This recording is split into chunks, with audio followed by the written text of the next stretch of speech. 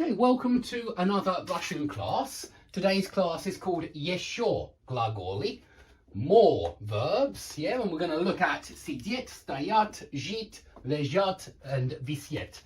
And this is sit, stand, live, lie, hang. Yeah, these are our 5 new verbs.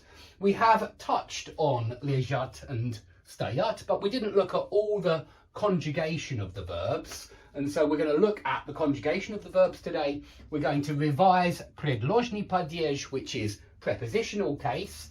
We'll revise the standard предложный падеж, and we'll then look at times where it looks a little bit different, like these rooms in the house, but actually I want to show you that this is logical and it actually obeys the standard way of using prepositional case.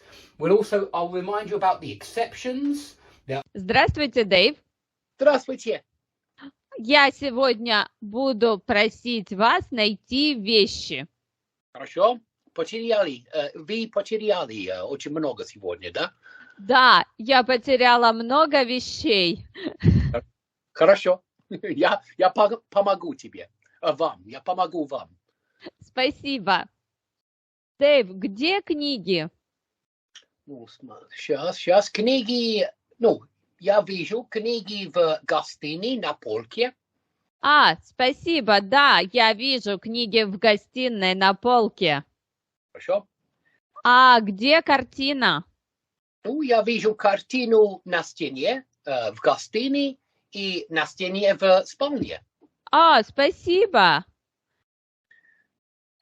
Где кровать? Кровать в спальне. Конечно, Ирина. Кровать в спальне. Спасибо, я